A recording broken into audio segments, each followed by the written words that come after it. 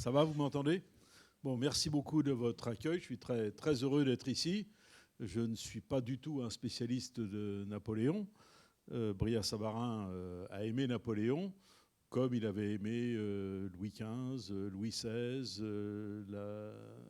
la Constituante, comme il a aimé alors un peu moins après, il s'est un peu détaché de la Révolution, mais il a aimé le consulat, l'Empire, la Restauration, il a aimé les 100 jours aussi. Tout, bon, voilà, il fait partie de ceux qu'on qualifie pas très gentiment de girouettes, mais il n'est pas le seul. Et il a fait tout cela avec beaucoup de, je ne dirais pas de sincérité, mais en tout cas sans jamais trahir l'essentiel qui était l'amour de son prochain, puisque Brillat-Savarin était un homme qui aimait l'humanité, qui aimait son prochain et qui a partagé tous les bonheurs de sa vie. Il est resté célibataire, mais il a énormément partagé, en particulier bien sûr sa table, mais aussi ses sentiments. Et la raison pour laquelle on le connaît n'est pas sa carrière, dont je vais dire un mot tout de même, mais n'est pas sa carrière, mais est le livre qu'il a écrit quelques mois, publié quelques semaines avant sa mort, en décembre 1825. Il se trouve qu'il publie ce livre qui s'appelle La physiologie du goût, traité de gastronomie transcendante, ou méditation de gastronomie transcendante, d'où le titre, excusez-moi, Le gastronome transcendant, qu'il publie donc en décembre 1825. Le livre est daté de 1826. Le 21 janvier 1826, il se rend à l'affectueuse pression du président de la Cour de cassation, dont il est juge, à la messe anniversaire de la mort de Louis XVI à Saint-Denis. Il fait moins 15 degrés, la basilique n'est pas chauffée, il attrape une pneumonie, il rentre chez lui après des heures de cérémonie, et j'imagine dans les embouteillages entre Saint-Denis et son domicile de la rue de Richelieu. Il attrape une pneumonie, il meurt 5-6 jours plus tard. Il est enterré le 1er février 1826. Son livre a été publié à compte d'auteur, non signé. Il n'a pas connu la gloire, sauf que maintenant, il la connaît. Alors, il est enterré au Père-Lachaise, aux grandes dames des habitants de Belay, puisque c'est un natif de la très belle ville que vous connaissez tous, j'imagine, de Belay, capitale du Bugey, sous-préfecture du département de l'Ain, où il a passé sa jeunesse et où il passait 2 mois par an pendant les vacances de la Cour de cassation. Et il a toujours été très attaché à ce petit terroir du Bugey, qui est un terroir magnifique, dont vous avez ici une petite image. C'est le Grand Colombier, qui est le point culminant du Bugey. Donc, s'il y a des géographes parmi vous, j'imagine, enfin, il y a les historiens, donc vous êtes forcément géographes. C'est un très beau mont qui est le point culminant de cette région, qui domine de l'autre côté le lac Léman, donc à l'est, et la Suisse, et de l'autre côté le bassin de Belay et le Val Romay, qui est un très beau val pour les géographes. Donc c'est un synclinal qui a été respecté par l'érosion et par les accumulations, là, que vous avez ici devant vous. Là, c'est le village où il avait sa petite gentilhommière que vous verrez tout à l'heure. Et il est resté profondément attaché à ce petit terroir. Donc ne parlons pas trop de sa carrière administrative et politique, un tout petit peu quand même, parce que ça joue un rôle dans le fait qu'il n'a jamais, il n'a jamais roulé sur l'or, mais il n'a jamais manqué de rien, ce qui lui a permis tous les jours de sa vie, depuis son enfance jusqu'au jour de son décès, de bien manger, de bien boire et de partager ce bonheur qui est ancré en chacun de nous, avec tous ses contemporains, tous ses amis qui étaient nombreux, qui l'invitaient aussi chez lui.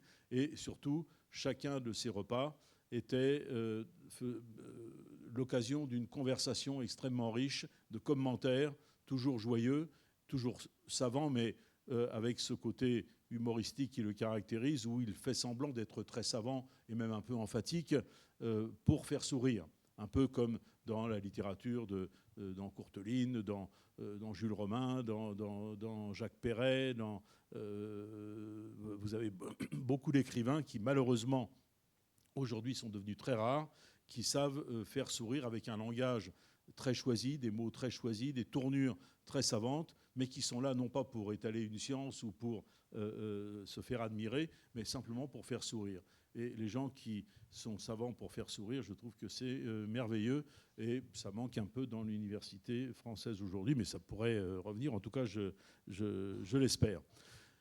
Donc, Brillat-Savarin naît en 1755, fin de l'Ancien Régime, mais pas tout à fait la fin, donc il a le temps de profiter des bonnes choses. Il est le fils d'un avocat, de la bonne bourgeoisie de Belay, avec quelques ancêtres un peu nobles, mais bon, rien de très... il s'appelle Brillat, mais une de ses vieilles tantes très riches meurt.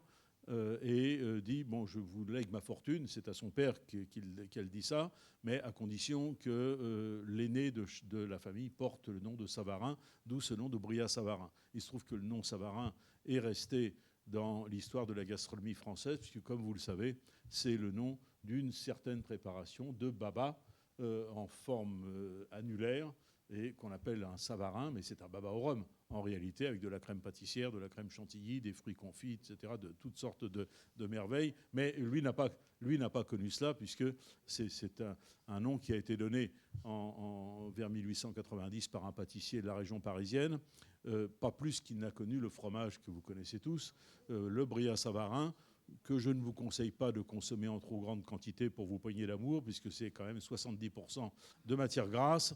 C'est un brie, une pâte de brie enrichie de crème, qui est...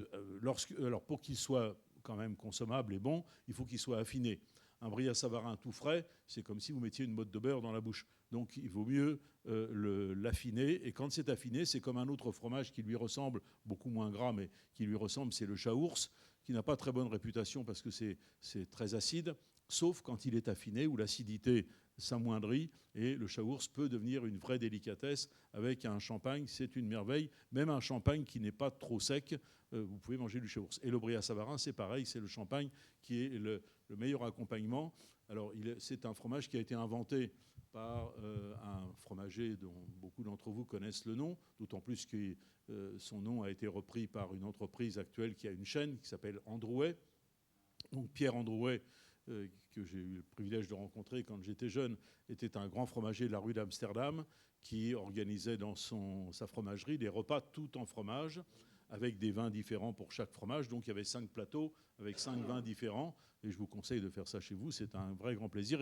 Et Pierre Androuet, qui était un homme très savant, très cultivé, qui savait admirablement affiner les fromages, les choisir et les affiner. Ça n'existe... Bon, il y en a encore à Paris, heureusement, quelques-uns de qualité. Mais Pierre Androuet, en hommage à Brillat-Savarin, dont il connaissait bien sûr la physiologie du goût par cœur, même si Brillat-Savarin ne parle pas trop du fromage, a baptisé cette préparation donc d'un brie très enrichi en crème, 70% de matière grasse, Brillat-Savarin. Et beaucoup de gens ne connaissent Brillat-Savarin que par le fromage, alors qu'évidemment, ils devraient se précipiter sur la physiologie du goût, qui est un livre qui est fait pour notre époque, une époque triste, pleine du fracas, du tintamarre des guerres, des querelles de toutes sortes, du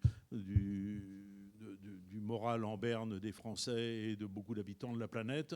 Et lire la physiologie du goût, c'est un rayon de soleil, ça vous donne envie, ça vous donne goût à la vie, ça vous donne envie de vous retrousser les manches et de travailler pour améliorer non seulement votre sort, mais celui de vos contemporains, parce qu'on améliore bien son sort que si on œuvre pour le bien commun. Et vraiment, c'est ce que je voudrais dire ce soir, Brillat-Savarin, c'est l'ami de l'humanité. Et c'est de ça dont nous avons besoin aujourd'hui. Et c'est pour ça que je vous recommande de lire, non pas ma biographie, encore vous avez le droit de la lire si vous voulez. Il n'y en a peut-être plus beaucoup d'exemplaires sur le marché, mais en tout cas vous avez le droit de la lire. Mais lisez La physiologie du goût, qui existe en livre de poche, que vous trouvez pour 3 sous sur Internet d'occasion, parce qu'il y a eu des dizaines et des dizaines d'éditions.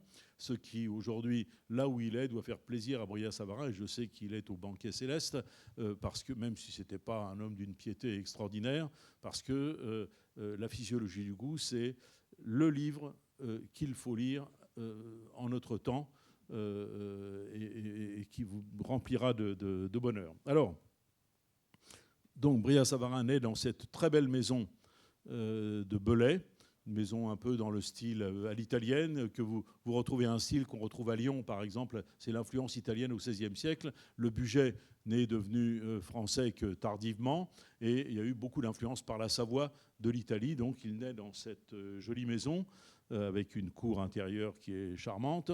Il va y passer toute sa jeunesse, et il va y vivre.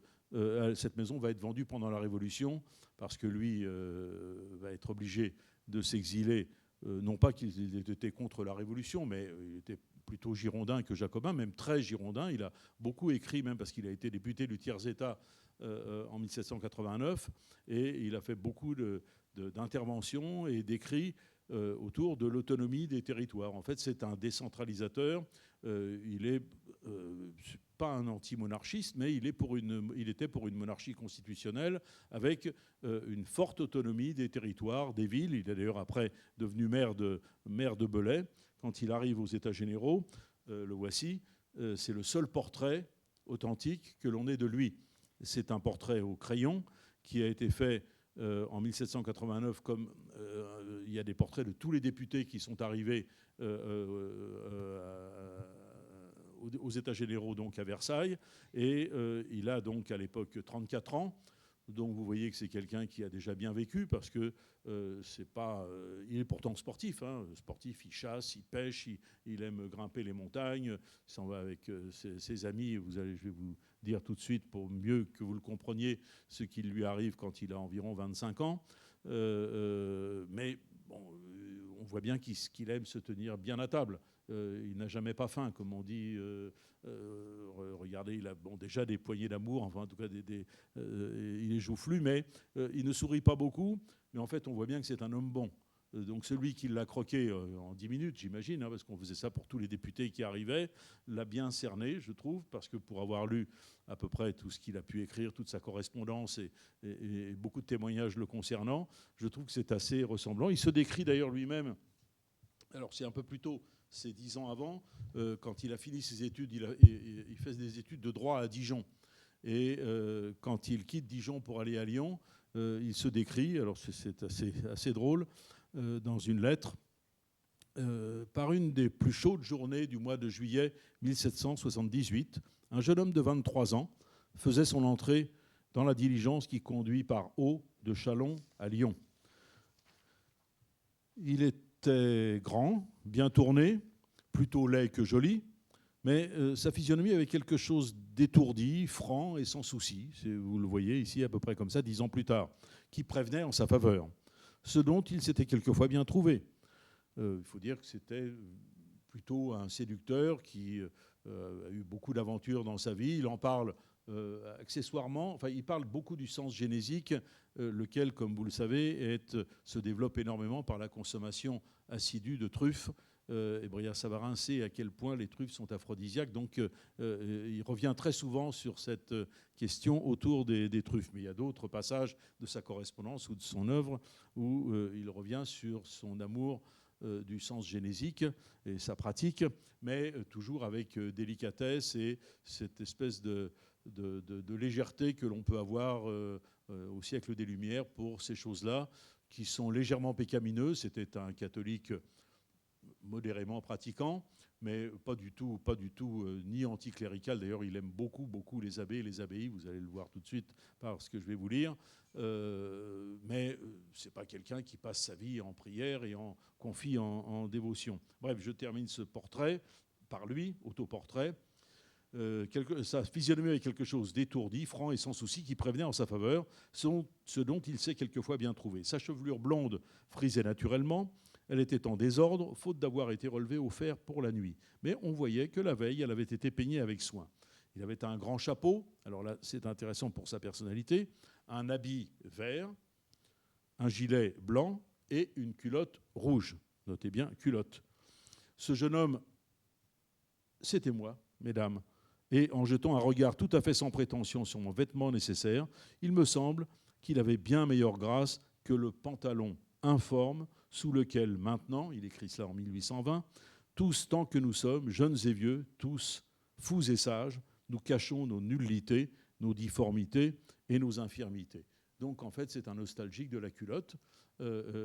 qui effectivement, lorsqu'on est légèrement enveloppé, est quand même plus saillante que le pantalon qui exige d'avoir une taille de guêpe et qui n'a été mis au fond à la mode qu'à la faveur de la Révolution.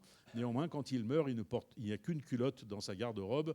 L'inventaire après décès montre qu'il possède 4 ou 5 pantalons, pas une garde-robe énorme, et une seule culotte. Donc il a perdu pendant l'Empire et pendant la Restauration le goût de la culotte, ce qui est un petit peu dommage. Il faudrait sans doute réhabiliter la culotte. Je ne sais pas si ici, à l'Institut Napoléon, on est pro-pantalon ou pro-culotte. Non, on n'a pas de doctrine, ce n'est pas dans les statuts. Bon, enfin, bon, faites comme vous voulez, mais réhabilitons la culotte de grâce. C'est quelqu'un qui s'aime bien, et je trouve que c'est pas mal, parce qu'aujourd'hui, les gens qui sont méchants sont souvent des gens qui se détestent, qui ne s'aiment pas. Et lui s'aime bien malgré ses défauts.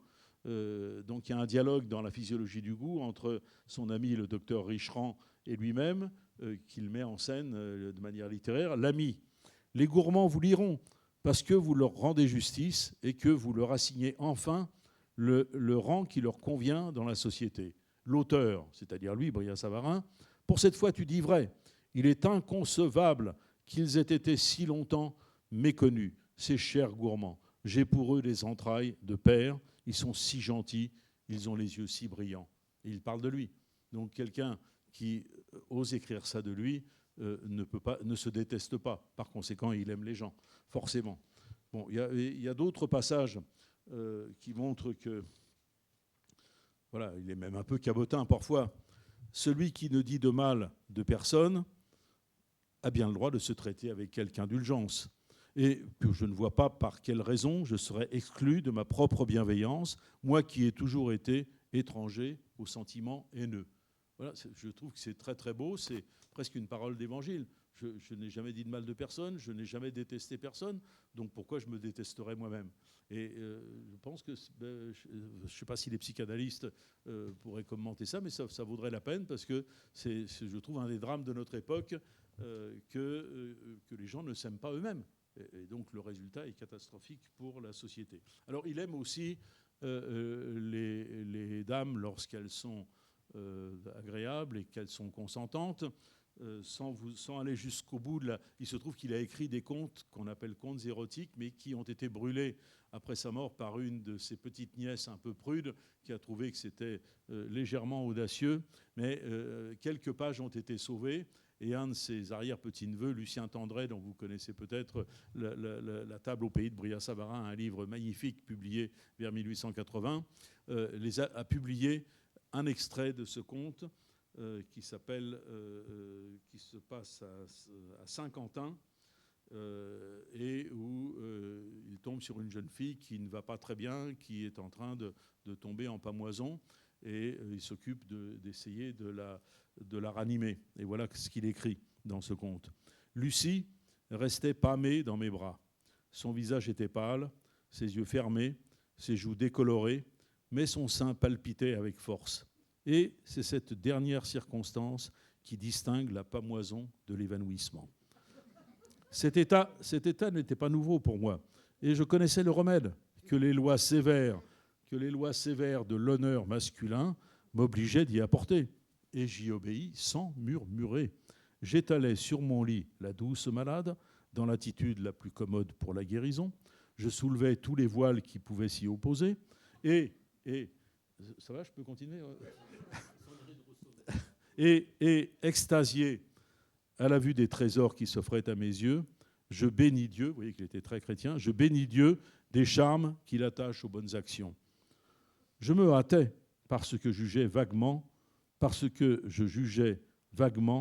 que toute préparation était inutile et peut-être dangereuse. J'étais armé jusqu'aux dents pour une cure si belle. Et bientôt, je fus installé dans un réduit charmant et qui semblait avoir été fait tout exprès pour moi, circonstance qui me réjouit d'autant. Bon, là, je ne peux plus continuer parce que il y a peut-être des mineurs dans la salle. Voilà, non, mais je vous lis ça, on est loin de la gastronomie, mais pas du tout. Parce que pour lui, c'est cette façon de concevoir les belles et bonnes choses et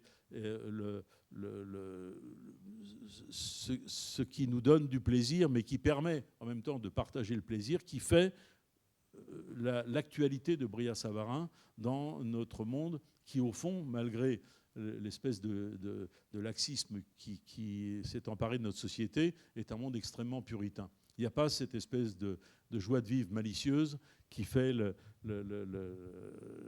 grand style de Brillat-Savarin. Alors, puisque je parlais je dirais un mot de son style après, mais puisque je parlais de l'Église et de sa relation avec l'Église, on va rentrer quand même dans le cœur du sujet qui est la gastronomie. Je regarde l'heure parce qu'il ne faut pas que je bavarde trop. Alors qu'il a environ 25 ans, il est encore à Belay, c'est avant les États généraux, donc dès les années 1780. Il a, pour ses loisirs, il fait de la musique, du violon en particulier, et il a constitué une petite troupe de musiciens autour de lui qui sont des jeunes de la jeunesse dorée de Belay, qui ne fait pas des frasques épouvantables, mais ils jouent de la musique entre eux, ils courtisent les belles, ils passent de bonnes soirées entre eux, sans doute qu'ils composent des poèmes, qu'ils chantent, qu'ils vont dans les cabarets, qu'ils boivent du bon vin. Tout ça, c'est joie de vivre. Et il se trouve que le père abbé de l'abbaye de Saint-Sulpice, qui est perché à 800 mètres d'altitude au pied du Colombier, est au courant, enfin le connaît. Le père abbé, évidemment, passe une partie de son temps dans le monastère, mais le plus souvent, il est à Belay, où il se fait inviter dans les bonnes maisons ou chez l'évêque. Et le père abbé est un bon vivant. Et dit à Brillat-Savarin et à ses amis, pourquoi ne viendrez-vous pas jouer un peu de musique pour la Saint-Bernard, donc la fête du patron des Bernardins, dans notre abbaye. Donc ça se passe en été, je ne sais plus quel est le jour de la Saint-Bernard, peu importe. Mais en tout cas, donc, Brillat-Savarin accepte. Alors, il promet un peu d'argent et puis de bien les traiter. Donc Brillat-Savarin accepte et il monte une nuit, parce qu'il s'agit de chanter la messe, la grand-messe du matin, puis les vêpres l'après-midi, et d'accompagner, de donner de la musique pendant ces cérémonies. Et il monte avec ses amis une nuit à pied, avec des lanternes, jusqu'à... donc c'est une vingtaine de kilomètres de Belay, mais ils y vont à pied. Ils sont sportifs, ils sont chasseurs, pêcheurs, donc ils adorent bourlinguer, enfin se promener dans la montagne. Ils arrivent à l'abbaye. Et là, c'est une des scènes les plus admirables de la physiologie du goût, c'est la description des repas chez les Bernardins. Donc ils arrivent vers 5-6 heures du matin, et ils sont affamés, évidemment, parce qu'ils ont marché toute la nuit, qu'ils n'ont pas mangé depuis la veille au soir. Et donc il y a le père Cellerier de l'abbaye qui les attend, et voilà ce qu'écrit Brillat-Savarin. Et ça, c'est la journée chez les Bernardins est vraiment un morceau d'anthologie que certains d'entre vous ont dû lire. Nous fûmes reçus par le père Cellerier, dont le visage était quadrangulaire et le nez en obélisque. « Messieurs, dit le bon père, soyez les bienvenus. Notre révérend père abbé sera bien content quand il saura que vous êtes arrivés. Il est encore dans son lit, car hier il était bien fatigué. Mais vous allez venir avec moi, et vous verrez que nous vous attendions. » Ils se rendent au réfectoire, où les moines ont préparé pour leurs jeunes hôtes une collation, qui est la collation la plus monumentale et raffinée qui se puisse concevoir. Et la phrase la plus belle de la physiologie du goût, c'est celle-ci. Moi, je la compare à celle que Proust admirait beaucoup, de Phèdre. Vous savez, c'est Proust qui admirait énormément cette phrase. La fille de Minos et de Pasiphae. Vous connaissez ce vers magnifique de Phèdre, un alexandrin splendide. Alors là, c'est pas en alexandrin, mais c'est aussi beau. Je vous lis ce morceau de bravoure qui est la description de la collation à 6 heures du matin à l'abbaye des Bernardins. Au milieu d'une table spacieuse s'élevait un pâté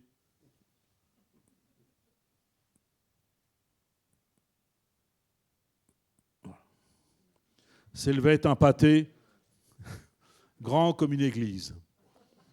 Il était flanqué au nord par un quartier de veau froid, au sud par un jambon énorme, à l'est par une pelote de beurre monumentale et à l'ouest par un boisseau d'artichauts en poivrade.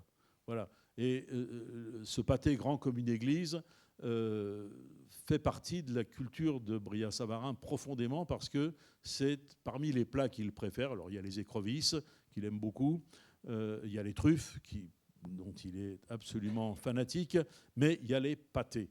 Brillat-Savarin est mais comme on l'est beaucoup à cette époque, et le pâté, ne dites surtout pas, je me bats dans une secte à laquelle nous appartenons, le prince et moi, pour que les gens évitent de parler de pâté en croûte, qui est un pléonasme épouvantable. Donc vous mangez ou une terrine ou un pâté. Le pâté, c'est ce que vous avez sous vos yeux, que Lucien Tendré a interprété comme Laurier de la Belle Aurore, en hommage à la mère de Brillat-Savarin, qui ne s'appelait pas Aurore, mais que son neveu a baptisé Aurore. Le pâté, donc, c'est un mélange de viande soigneusement choisie, soigneusement marinée, soigneusement découpée, le plus de viande possible. Là, un oreiller de la Belle Aurore, ça fait entre 15 et 20 kilos. Il y a peu de maisons qui en font. J'en ai fait faire un dans ma vie une fois chez Laurent, par l'ancien chef Laurent Pégouret, qui avait accepté de faire un oreiller de la Belle Aurore. Tout le monde pleurait en goûtant ce pâté. Et alors le pâté, et ça par exemple, ce que personne ne fait plus aujourd'hui, ça c'est un pâtissier de Strasbourg qui le fait encore, mais le pâté de foie gras de Strasbourg, c'est pas ce que vous achetez aujourd'hui comme pâté de foie gras, c'est-à-dire une terrine dans un bocal en verre ou en terre ou dans une boîte en conserve.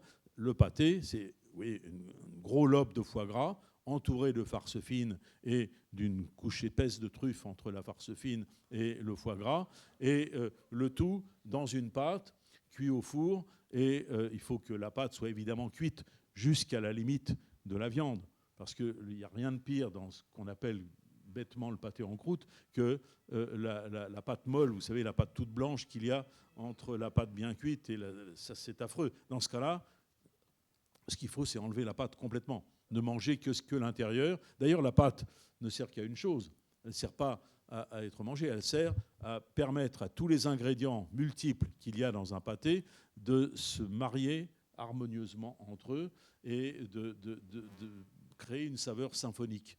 Parce que la vraie cuisine, c'est une symphonie. Ce n'est pas des ingrédients comme aujourd'hui dans la cuisine déconstruite, placés les uns à côté des autres. C'est plusieurs ingrédients harmonieusement cuisinés entre eux de façon à ce que ça crée une vraie saveur nouvelle, mais symphonique, où vous n'entendez plus la différence entre les cordes, les bois et les cuivres. Tout est fondu, vous fermez les yeux, et c'est un orchestre. Et un pâté, c'est un peu ça. Et Brillat-Savarin, c'est l'homme de cela. Et voilà, dans la maison, il se trouve que Brillat-Savarin, donc, comme je vous l'ai dit, sa maison natale a été vendue pendant la Révolution.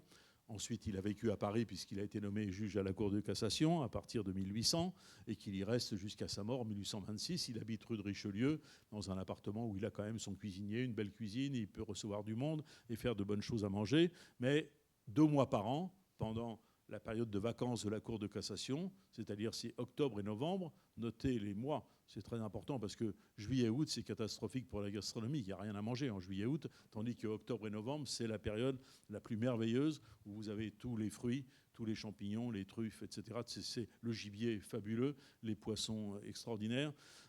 Donc Brillat-Savarin passe 2 mois dans sa gentilhommière qui est assez charmante, enfin qui est de briquet de broc, vous allez la voir, voilà, de briquet de broc. Les propriétaires actuels ne veulent pas qu'on la photographie. Moi, j'y suis allé gentiment, ils ont accepté de me recevoir, mais on dit surtout ne prenez pas de photos de l'extérieur. Ils ont peur des cambriolages. Mais voilà à quoi ça ressemble. Ça, c'est une carte postale ancienne, donc ils ne peuvent pas m'empêcher de vous la montrer. Mais si, j'ai quand même pris une photo. Mais l'intérieur, c'est donc un âtre. La cuisine est dans son jus. On a l'impression que Brillat-Savarin en est sorti la veille, avec un âtre magnifique. La broche n'y est plus, mais Brillat-Savarin n'imaginait pas qu'on puisse préparer des rôtis au four. Le rôti se prépare à la broche, ce qui demande un vrai talent, maîtrise du feu, maîtrise de la braise, maîtrise de la hauteur, maîtrise de ce qu'on met dans la lèche frite, etc. Et on tourne doucement, plus ou moins vite, selon la température et selon ce qu'on y cuit. On ne cuit pas de la même façon, évidemment, un gigot, une gigue de chevreuil et une bécasse ou un ortolan. Il aimait, d'ailleurs, son plat préféré, ce sont les petits oiseaux. Si j'ai le temps, je vous en parlerai. Il y a un potager dans sa cuisine. Regardez, dans quelle maison y a-t-il encore des potagers comme ça? Malheureusement, il ne sert plus, mais il est dans son jus. Le potager, c'est l'ancêtre du fourneau. On y met des braises à l'intérieur et ça permet non seulement de faire mijoter les plats, mais de faire des sauces liées. On ne peut pas faire à l'âtre Si on a qu'un âtre, on ne peut pas faire de beurre blanc, on ne peut pas faire de sauce béarnaise, on ne peut pas faire de sauce hollandaise, on ne peut pas faire d'espagnol, de sauce liée. Il faut absolument un potager. Et Brillat-Savarin, évidemment, avait un potager. Et dans l'âtre, il y a, vous voyez, c'est là où il y a la lumière à droite, c'est un four, mais pas du tout un four à pain. C'est un petit four. Le four à pain est dans la rue du village en face, et Brillat-Savarin utilisait le four à pain communal. C'est un four à pâtisserie, c'est un four à pâté, dans lequel c'est lui-même, ses cuisinières, je pense que c'était plutôt des cuisinières, il avait un cuisinier à Paris, mais sans doute des cuisinières, il n'en parle pas, à Vieux en Val-Romay, et là, il faisait cuire les fameux pâtés que je viens de vous montrer.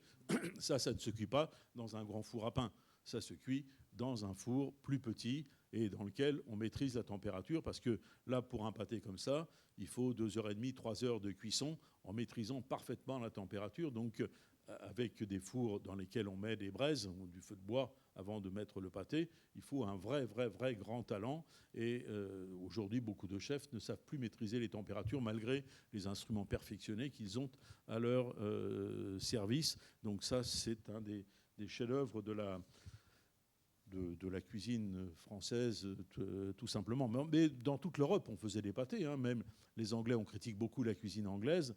Les pies anglais, ce sont des pâtés, et ça peut être merveilleux. Dans les vrais pubs anglais traditionnels, ce qui existe encore, vous avez parfois des steak and kidney pie qui sont absolument merveilleux.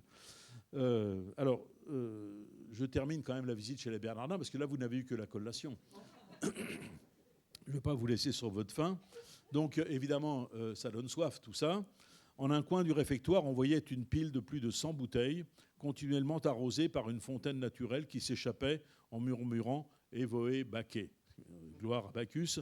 Ce chant rappelle le chuintement de la fontaine à la fertile imagination et à la solide culture classique de Brillat-Savarin. C'est le chant des Bacchantes dans le culte de Bacchus. Alors, donc, il chante la messe, grand-messe qui dure très longtemps. Et après, il y a le repas de fête des moines. Ils sont invités à la table, mais comme c'est jour de fête, tout le monde a le droit de parler. Pas de chanter quand même à table, mais tout le monde a le droit de parler.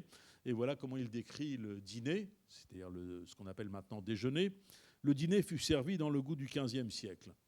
Peu d'entremets, peu de superfluité, mais un excellent choix de viande, des ragoûts simples, substantiels, une bonne cuisine, une cuisson parfaite, et surtout des légumes d'une saveur inconnue dans les marais, là où il habite à Belay, empêchait de désirer ce que l'on ne voyait pas. On jugera au surplus de l'abondance qui régnait en ce bon lieu quand on saura que le second service offrit jusqu'à plus de 14 plats de rôtis.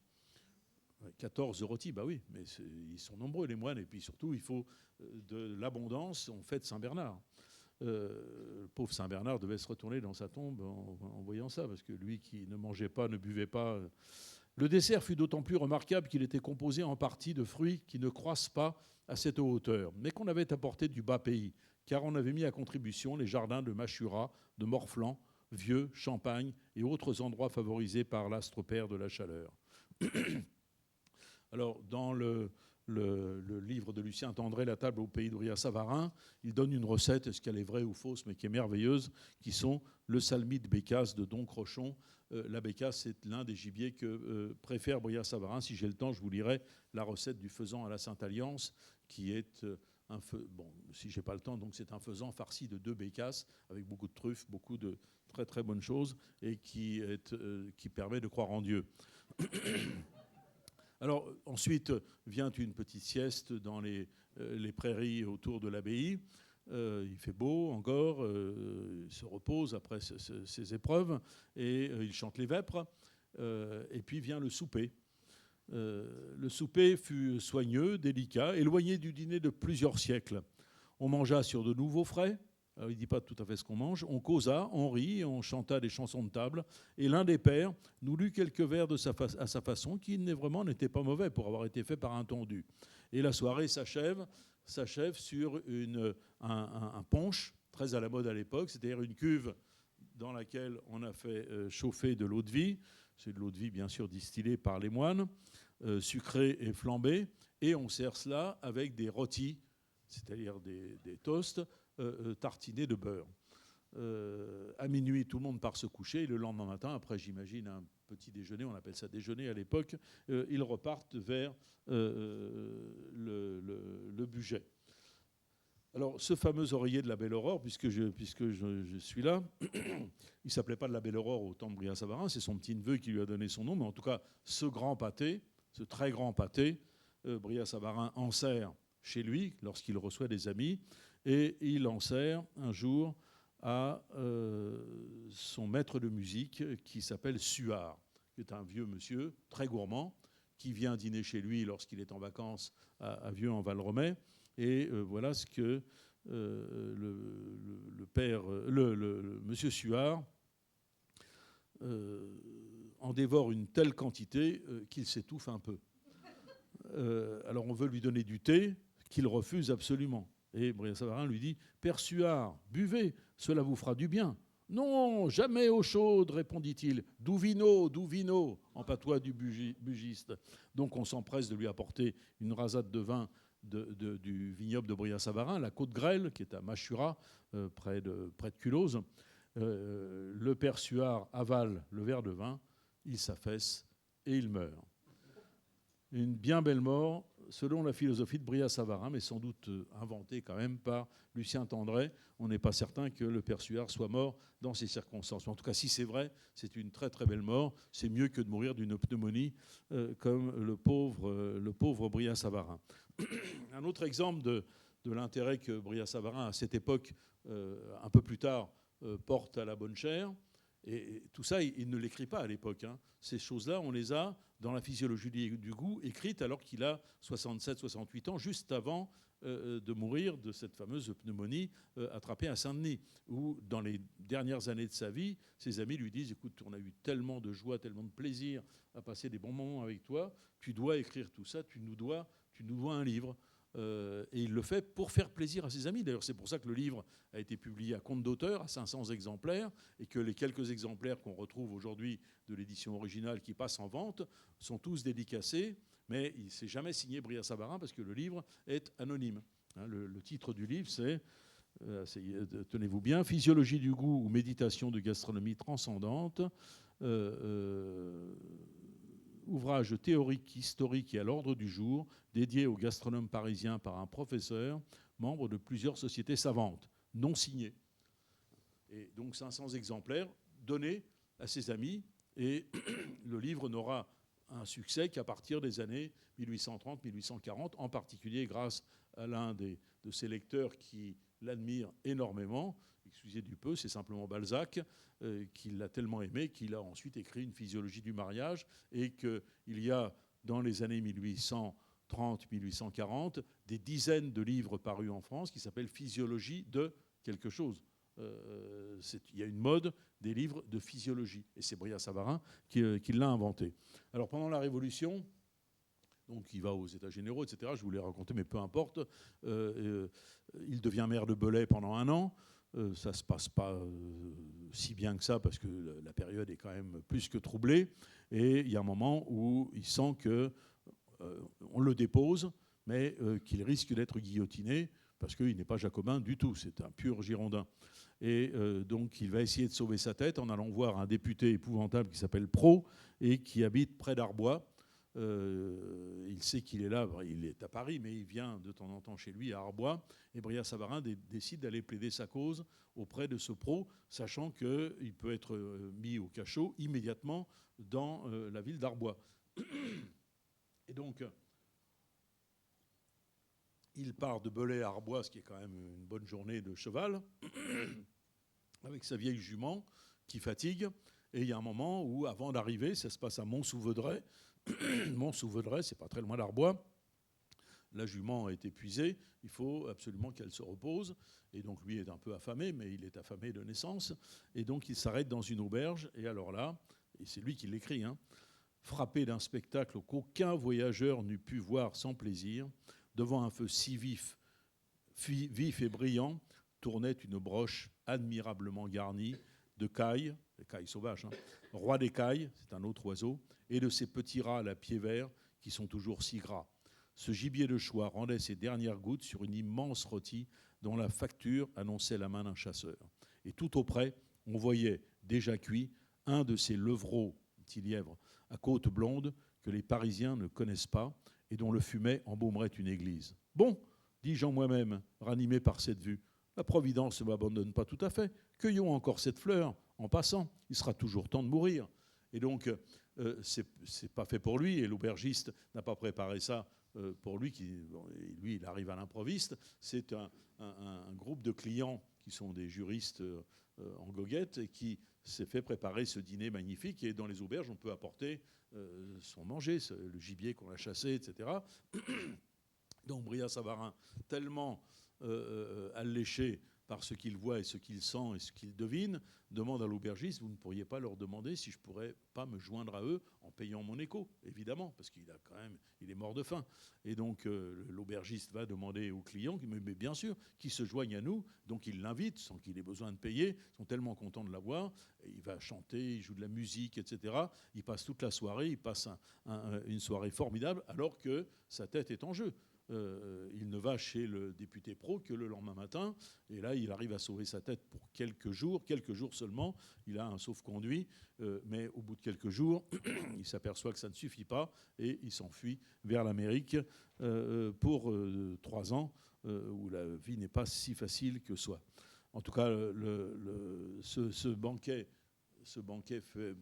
montre aussi son caractère, c'est-à-dire qu'il sera toujours temps de mourir. En attendant, cueillons les roses de la vie, profitons des bonnes choses. C'est aussi de tout ça dont nous avons besoin aujourd'hui, c'est de savoir profiter des bons moments qui passent. Un jour de soleil, c'est formidable par rapport dans le froid glacial dans lequel nous vivons. Et c'est tout ça qu'on apprend en lisant sans se forcer, sans se presser, La physiologie du goût, qui est un livre qui n'a pas de plan, qui se lit de la première à la dernière page si on veut, mais qui se lit en commençant par la fin, par le milieu, à n'importe quelle page, parce que tout ça, c'est de bric et de broc, mais c'est ce qui rend ce livre magnifique et vraiment qui crée du bonheur. Je ne sais pas si j'ai des... Alors voilà, ça c'est une autre des passions de Brillat-Savarin, ce sont les écrevisses. Il en parle beaucoup, il les ramasse depuis qu'il est petit. Il y en a partout en France des écrevisses. Et il y a dans la rue principale de Belay, un monument que vous voyez ici. Vous voyez l'arrière, le monument est sinistre. Ça donne vraiment pas envie de passer ses vacances avec Brillat-Savarin. Mais à l'arrière du monument, quand on le contourne, il y a cette marmite avec les écrevisses qui se carapatent hors de la marmite et qui, moi, me remplit de joie et qui aussi est tout le caractère et tout l'humour de Brillat-Savarin. Vous voyez les écrevisses là, je vous signale quand même que le Bugey, c'est la patrie, comme le département de l'Ain, parce qu'il faut aussi les produits de la Bresse et de la Dombes, d'un des plats les plus merveilleux de la cuisine française, qui est le gâteau de foie blond à la sauce nantois, c'est-à-dire donc les foie blonds de poularde de Bresse réduits en purée, montés en flan avec de la crème et des œufs.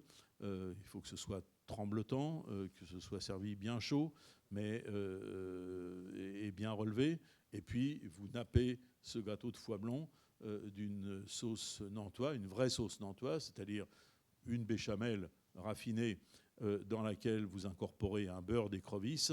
Le beurre d'écrevisse, c'est fait avec les coffres et les pâtes des écrevisses écrasées et avec du beurre. Donc vous mêlez ça à votre béchamel et vous y ajoutez les queues d'écrevisse et vous nappez votre gâteau de foie blond.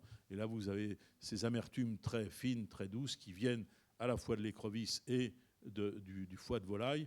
Et ça, c'est le petit Jésus en culotte de velours. Si vous n'êtes pas croyant, c'est pas normal. Après avoir mangé ça. Et il aime les pigeons aussi, ça c'est dans sa maison de vieux, et il aime les sorbets. Il a sa glacière qui est encore aujourd'hui, alors elle n'est plus en usage, mais elle est toujours visible. Il y a un petit ruisseau qui passe dans son jardin. Bien sûr, en hiver, le ruisseau est gelé. On casse la glace, on met la glace dans la glacière. Comme ça, on a des sorbets pendant l'été. La vie est belle. Ça l'a mangé, mais il n'y a plus la table, hélas. Et le trumeau qui fait rêver, puisque vous avez tonneaux, des fruits, toutes sortes de bonnes choses à boire et à manger. Donc je pense qu'il avait commandé le trumeau en disant vous me mettrez ça, parce que ça doit mettre en appétit. Je vois que l'heure... non, j'ai encore le temps. Voilà, j'ai plein de choses, j'ai plein de choses à vous dire. Donc il aime le gibier, je vous l'ai dit, il aime les petits oiseaux. Aujourd'hui, malheureusement, la loi européenne fait qu'on n'a plus le droit de manger des petits oiseaux, sauf, j'ai eu le privilège, je ne sais pas si tu étais à Ilhausen il y a quelques mois, alors moi non plus, mais il m'a refait le plat il n'y a pas longtemps. La bécasse, c'est interdit, vous le savez, de la servir au restaurant. Non seulement en France, mais dans toute l'Europe. On n'a pas le droit de servir au restaurant des bécasses européennes. Sauf que nous avons un ami, mais vous le connaissez tous, qui est Marc Eberlin à l'Auberge de Lille, qui sert de la tourte de bécasse, mais parce que tout simplement les bécasses viennent d'Écosse. Et l'Écosse n'est pas en Europe, donc on a le droit de servir des bécasses. Et pour ceux d'entre vous qui n'ont jamais mangé de bécasse, rêvez-en et essayez de vous en procurer d'une manière. Alors, si vous avez des amis chasseurs, ils ont le droit d'en chasser et de vous en servir, mais vous ne pouvez pas les avoir au restaurant. Et la bécasse, c'est quand même le gibier le plus prodigieux, le plus merveilleux qui existe et qui se marie admirablement avec la truffe, mais il faut de la truffe sans compter. Il ne faut pas barguigner sur la truffe. La truffe doit être utilisée en saison, donc janvier et février, après les premiers gels, et en abondance, parce que la truffe en brimborion, ça permet d'augmenter le prix au restaurant du plat sur la carte, mais ça n'a strictement aucun intérêt. Il vaut mieux manger une fois par an des truffes, mais en abondance, que ce soit une omelette, c'est très bien dans l'omelette ou les œufs brouillés. Alors là, c'est une recette alors, directement de Brillat-Savarin, dans la variété numéro 12, c'est ce qu'il appelle le faisan à la Sainte-Alliance. Donc le faisan est pour lui, avec la bécasse, l'un des gibiers les plus raffinés, mais il faut savoir le préparer. Donc je vous conseille cette recette, si vous avez un peu de temps, et un faisan et des bécasses, etc. Ce dernier oiseau, il parle du faisan, quand il est mangé dans les 3 jours qui suivent sa mort, n'a rien qui le distingue. Il n'est ni si délicat qu'une poularde, ni si parfumé qu'une caille. Pris à point, c'est une chair tendre, sublime et de haut goût, car elle tient à la fois de la volaille et de la venaison. Ce point si désirable est celui où le faisan commence à se décomposer. Alors, son arôme se développe et se joint à une huile qui, pour s'exhaler, avait besoin d'un peu de fermentation. Quand le faisan est arrivé là, on le plume, et non plus tôt, et on le pique avec soin, en choisissant le lard le plus frais et le plus ferme. Ayez 2 bécasses. Je trouve que ce ayez est formidable. Ayez 2 bécasses, désossez-les et videz-les de manière à en faire 2 lots. Le premier de la chair, le second des entrailles et des foies. Vous savez que la bécasse, on mange tout dans la bécasse, comme dans le rouget, qui est la bécasse de mer, on mange les entrailles, c'est ce qui a le plus de goût. De manière à faire de l'eau, donc le premier de la chair, le second des entrailles et des foies. Vous prenez la chair et vous en faites une farce en la hachant avec de la moelle de bœuf cuite à la vapeur, un peu de lard râpé, poivre, sel, fines herbes et la quantité de bonne truffe suffisante pour remplir la capacité intérieure du faisan. Vous aurez soin de fixer cette farce de manière à ce qu'elle ne se répande pas en dehors, ce qui est quelquefois difficile quand l'oiseau est un peu avancé. Cependant, on y parvient par divers moyens et entre autres en taillant une croûte de pain que l'on attache avec un ruban de fil, ce qui fait office d'obturateur. Préparez une tranche de pain qui dépasse de 2 pouces de chaque côté, le faisant coucher dans le sens de la longueur, et pilez-les avec 2 grosses truffes et un anchois, un peu de lard râpé et un morceau convenable de bon beurre frais. Vous étendez avec égalité cette pâte sur la rôtie et vous la placez sous le faisan préparé comme dessus, de manière à être arrosé en entier de tout le jus qui en découle pendant qu'il rôtit. Quand le faisan est cuit, servez-le couché avec grâce sur sa rôtie, environnez-le d'oranges amères et soyez tranquille sur l'événement. Un faisan ainsi préparé serait digne d'être servi à des anges s'il voyageait encore sur terre comme au temps de Lot. Et donc j'ajoute qu'il faut évidemment un grand Bourgogne de la Côte de Nuit pour accompagner ce plat qui est une splendeur. Mais là, avec cette recette alors écrite par Brillat-Savarin lui-même, difficilement réalisable aujourd'hui, vous comprenez un peu quelle était la philosophie de Brillat-Savarin. ce ne sont pas forcément... Alors les truffes valaient cher, mais beaucoup moins cher que maintenant. Et dans le budget, on en trouvait en grande abondance. Des Tuber melanosporum, la vraie truffe noire, pas la truffe d'été qui n'a strictement aucun intérêt. Prenez plutôt les champignons de Paris, ça coûte beaucoup moins cher et c'est très bon. Ou des morilles séchées qui donnent aussi un très très bon goût. Mais lui avait des truffes en abondance, surtout pendant l'automne et l'hiver, en budget. Autre de ses plats favoris, la friture. Et là, il y a un morceau de bravoure aussi dans la physiologie du goût, qui est la leçon qu'il donne à son cuisinier parisien, alors maître Laplanche, qui a raté une fois une seule frite, et donc il a servi un soir à des invités de Brillat-Savarin chez lui une seule frite qui était molle. Et Brillat-Savarin est ulcéré, vexé que les gens aient pu être déçus par le plat qu'il servait. Et donc le lendemain, il fait une scène à son cuisinier. « Maître Laplanche », dit le professeur. C'est lui qui écrit. Il s'appelle professeur lui-même. Il n'a jamais été professeur, sauf un peu de violon, mais pendant l'émigration, avec cet accent grave qui pénètre jusqu'au fond des cœurs. « Tous ceux qui s'asseyent à ma table vous proclament potagiste de première classe », ce qui est fort bien, car le potage est la première consolation de l'estomac besogneux. Mais je vois avec peine que vous n'êtes encore qu'un friturier incertain. Je vous entendis hier gémir sur cette sole triomphale que vous nous servites pâle, mollasse et décolorée. Mon ami Richerand jeta sur vous un regard désapprobateur. Monsieur H.R., on ne sait pas qui c'est, porta à l'ouest son nez gnomonique et le président S., président de la Cour de cassation, déplora cet accident à l'égal d'une calamité publique. Ce malheur nous arriva pour avoir négligé la théorie dont vous ne sentez pas toute l'importance. Vous êtes un peu opiniâtre, maître Laplanche, et j'ai de la peine à vous faire concevoir que les phénomènes qui se passent dans votre laboratoire ne sont autre chose que l'exécution des lois éternelles de la nature, et que certaines choses que vous faites sans attention et seulement parce que vous les avez vues faire par d'autres n'en dérivent pas moins des plus hautes abstractions de la science. Écoutez donc avec attention et instruisez-vous pour n'avoir plus désormais à rougir de vos œuvres. Donc il lui fait une grande théorie de la friture, savoir comment la température, etc., pour que ce soit croustillant à l'extérieur, bien sec et moelleux à l'intérieur. C'est ça la friture, l'idéal étant la friture japonaise, où vous pouvez prendre avec vos doigts sans que vos doigts soient graissés, parce que c'est parfaitement chaud, parfaitement croustillant et frit à l'extérieur et parfaitement moelleux à l'intérieur. Mais ça, il y a peu de Français qui savent faire la friture. Et Brillat-Savarin conclut, les choses frites sont bien reçues dans les festins. Elles y introduisent une variation piquante. Elles sont agréables à la vue, conservent leur goût primitif et peuvent se manger à la main, ce qui plaît toujours aux dames. Et alors il le renvoie à ses fourneaux en disant « Allez, continuez à soigner tout ce que vous faites et n'oubliez jamais que du moment... » Bon, j'ai perdu la suite. Du moment où je reçois quelqu'un à ma table, je dois me charger de son bonheur jusqu'à la sortie. Ça fait partie de ces aphorismes qui sont, je vais peut-être conclure là-dessus, puisqu'on arrive pas loin de 7 heures. L'ouvrage de Brillat-Savarin commence... alors il y a plusieurs introductions, je vous dis c'est un peu n'importe quoi la composition de ce livre. Il y a en plus des mots.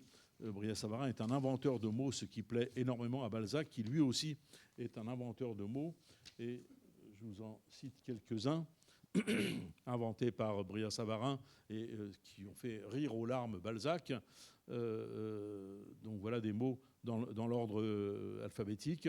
Commensation, confabulé, confabulation, digestionnaire, enthousiastique, équité, esculant, c'est magnifique, funéral, garrulité, gastéria, génésique, gustuel, guturation, imbucation, incubitation, infocation, irorateur, magistère. Opime, ça veut dire grandiose, c'est superbe comme mot, et c'est un mot qu'il a totalement inventé. Papiller, petit fournier, c'est un beau métier ça, celui qui fait les petits fours. Petit fournier, potophore, s'indigérer, saporeux, soupatoire, spication, transbordation, tripudier, truffivore. On est tous des truffivores, mais malheureusement frustrés, vérition, etc. Donc, et Balzac qui adore lui aussi inventer des mots nouveaux, c'est a beaucoup aimé le livre de Brillat-Savarin. Alors, je termine par les aphorismes. Vous les connaissez presque tous parce que ce livre, publié à 500 exemplaires, fait que, alors après, il a été maintes fois réédité et copié, et puis un certain nombre de ces aphorismes ont été repris par d'autres. Certains sont devenus des proverbes qui sont passés dans le langage courant et dans le dictionnaire de l'Académie française. Certains des mots, d'ailleurs, que je viens de vous citer, sont des mots qui sont passés dans le dictionnaire de l'Académie française parce que, et c'est Brillat-Savarin qui les a inventés. Alors, voilà les aphorismes. L'univers n'est rien que par la vie, et tout ce qui vit se nourrit. Les animaux se repaissent, l'homme mange, somme l'homme d'esprit s'est mangé. La destinée des nations, ça c'est moi qui suis géographe, ça m'émeut beaucoup, la destinée des nations dépend de la manière dont elles se nourrissent. Et pour les psychologues ou psychanalystes qui sont parmi vous, dis-moi ce que tu manges, je te dirai qui tu es. Je pense que malheureusement, on pose rarement cette question aux gens, et si on la posait, les réponses seraient édifiantes et on pourrait peut-être corriger certains de leurs malheurs et de leurs défauts de caractère. Le Créateur, avec un grand C, donc c'était quand même un croyant, en obligeant l'homme à manger pour vivre, l'y invite par l'appétit et l'en récompense par le plaisir. Ça, c'est une phrase typique de la morale de tradition catholique, où le plaisir n'est évidemment pas un péché en lui-même, puisque c'est le Créateur qui en a doté non seulement l'homme, mais aussi l'animal. La gourmandise est un acte de notre jugement, par lequel nous accordons la préférence aux choses qui sont agréables au goût sur celles qui n'ont pas cette qualité. Le plaisir de la table est de tous les âges, de toutes les conditions. Ça aussi, c'est très important. On a l'impression, j'ai contribué à faire classer la gastronomie, enfin inscrire le repas gastronomique français au patrimoine immatériel de l'UNESCO, mais beaucoup de gens étaient contre cette idée, y compris dans les ministères, les grands ministères s'occupant un peu d'alimentation. J'en vois des représentants ici, mais ça remonte à 20 ans, parce que gastronomie fait penser à luxe, fait penser à... il faut être fortuné pour pratiquer la gastronomie. Pas du tout. Avec peu d'argent, on peut manger de manière très gastronomique. Il suffit de faire attention à la façon de choisir son œuf, de le cuire à la coque attentivement, d'avoir une bonne mouillette, du bon beurre, etc. Et on peut avoir avec un œuf à la coque un repas de très haute gastronomie. Et avec un plat très cher et très raffiné officiellement, on peut être profondément déçu et on est dans le m'as-tu vu et dans l'ego surdimensionné de certains chefs et non pas dans la gastronomie qui est le moyen de se faire plaisir et de faire plaisir à ces commensaux en mangeant et en leur offrant à manger. La table, oui, alors le plaisir de la table est de tous les âges, de toutes les conditions, de tous les pays et de tous les jours. Il peut s'associer à tous les autres plaisirs et reste le dernier pour nous consoler de leur perte. Voilà, ça c'est de la haute philosophie. Ça c'est quand vous aurez plus de 95, enfin quand vous approcherez de votre centenaire, c'est effectivement l'un des derniers plaisirs qu'on puisse éprouver que celui de la table. Mais il ne faut pas le négliger. Trop de gens, prenant de l'âge, mangent n'importe quoi, vont acheter des poireaux vinaigrettes chez le charcutier, ce qui est totalement lamentable. Le poireau vinaigrette est un grand plat, mais il faut faire attention, choisir le poireau, le cuire attentivement, faire une vinaigrette parfaite. Ça demande un petit... Chaque acte de notre vie n'a d'intérêt que si on lui accorde de l'attention et qu'on essaye de l'accomplir le mieux possible, y compris la vinaigrette. La table est le seul endroit où l'on ne s'ennuie jamais pendant la première heure. Enfin, lui passait 3 heures le midi à table et 3 heures le soir. La découverte, alors ça vous connaissez parfaitement, c'est la découverte d'un mets nouveau fait plus pour le bonheur du genre humain que la découverte d'une étoile. Pourquoi une étoile ? Parce que c'est la période de la grande comète. Tout le monde ne parle que de la grande comète. Brillat-Savarin dit, bon, le plus important, c'est quand même ce que j'ai dans mon assiette. La comète a fait du bon vin, tant mieux. Je ne sais pas s'il en était conscient, mais je trouve que cette phrase est absolument magnifique. Ça aussi, c'est de passer dans le langage courant. Ceux qui s'indigèrent, verbe qui n'existait pas, hein, c'est lui qui l'invente, ceux qui s'indigèrent ou qui s'enivrent ne savent ni boire ni manger. Et c'est vrai. Enfin, ça peut arriver de temps en temps de boire un petit peu trop. C'est pas un drame non plus. Hein. L'ordre des comestibles, alors ça c'est beaucoup plus intéressant pour les gastronomes que vous êtes tous, l'ordre des comestibles est des plus substantiels aux plus légers. Et surtout, ça c'est une phrase fondatrice de cette spécialité française qui est la recherche des meilleurs accords entre les mets et les vins, l'ordre des boissons est des plus tempérées aux plus fumeuses et des plus parfumées. Prétendre qu'il ne faut pas changer de vin est une hérésie. La langue se sature et après le 3e verre, le meilleur vin n'éveille plus qu'une sensation obtuse.